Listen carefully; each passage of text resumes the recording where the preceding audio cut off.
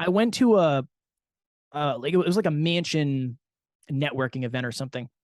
And they were doing like free wine samples. And I was like, yeah, I'll partake in some wine. Why not? It's free. It's for me. And there was a person who was driving the shuttle back and forth. And on the ride home, I was a little drunk, a little wine drunk. And this person was like, yeah, I'm surprised they're letting me drive this thing. I've crashed my car like 19 times. And I was like, okay, weird flex, but okay. But I started to joke at this person at their expense, looking for love from everybody else. And I did. I mean, I was very funny because of what you just said, but I remember, and there's a reason I remember that story. I was out of alignment. I knew it. I felt dirty. I felt bad. I said, oh my God, that's not how I want that person to remember me.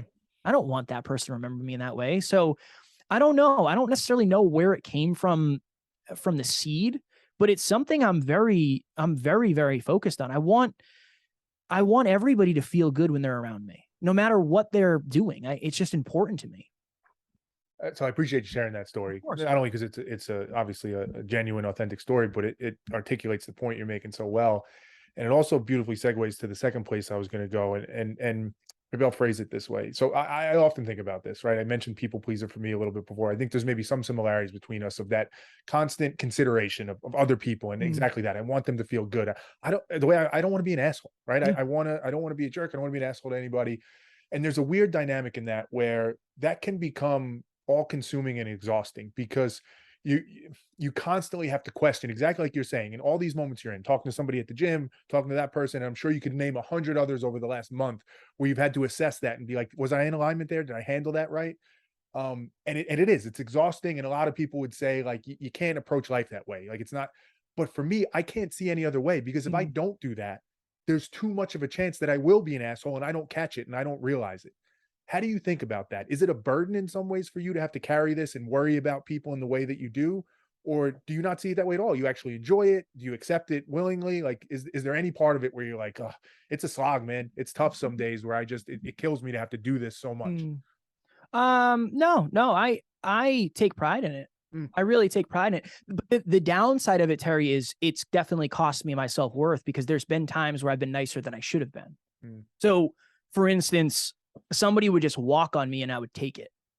Like, yeah, you're right. Why? Because you were worried about them?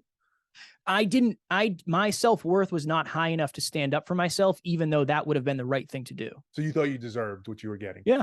Yeah. So it would just be like, whatever, walk on me. It is what it is. I can handle it, even though it was subconsciously hurting me. So this is what I'll say. I now believe that I have to balance what's right for me and what's right for the other person at the same time. So if you do walk on me, depending on what it is, right, the conversation has to be like, hey, that I don't feel like that's fair, whatever it is, whatever the conversation is. And I can tell you that that's helped me out tremendously, because if I'm willing to lift somebody up, you also have to be willing to level set. And that's what we went to earlier. So for me, it's just a way of being. I just want to be a happy person. I want to make other people happy around me. I care more about the way people, you know what this is? This is probably it at a deep level.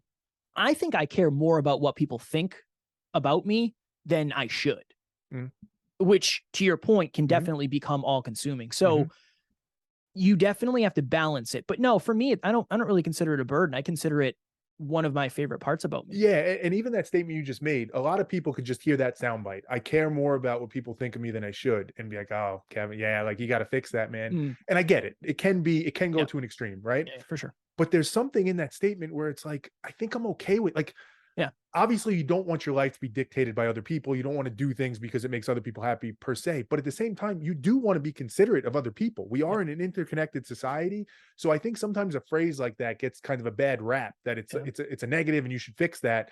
I think sometimes people should embrace that more, and maybe they should care more about what people think about them. Do you know the quote, don't ever meet your heroes because you'll always end up disappointed? I refuse to let that happen.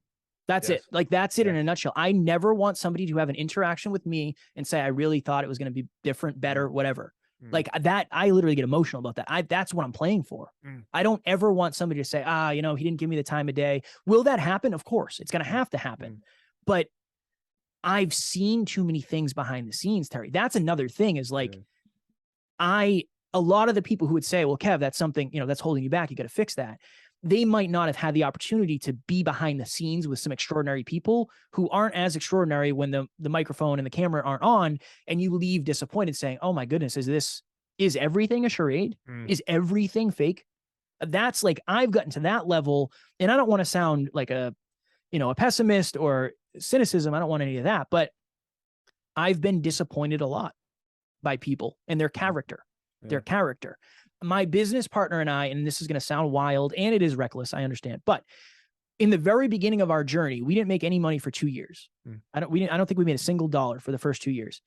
We worked exclusively, extensively, painfully on our characters.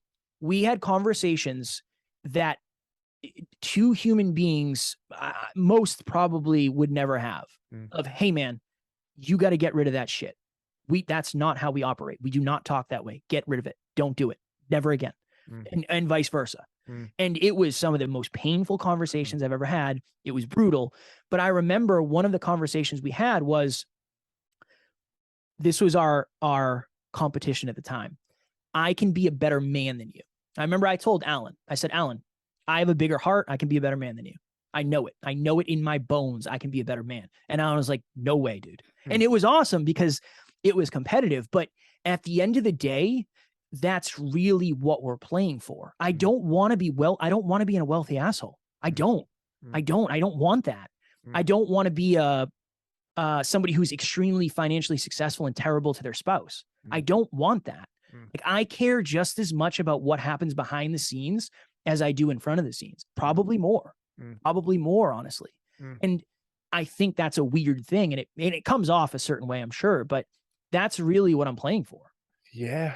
I mean, well, it makes me think of something, just a quick aside related to it. I found myself, as I was going through this, I think throughout my entire life, the people pleaser part, I wanted people to think like, that's a good man. And I started to realize at some point that if I stopped trying to convince people I was a good man and actually just be a good man, that's the straight line path to actually get there. And I feel like there's some parallel to that, but it's a really interesting thing in how hard it is to be a good person, right? To have to go through those 2 years of that, to work through all that stuff.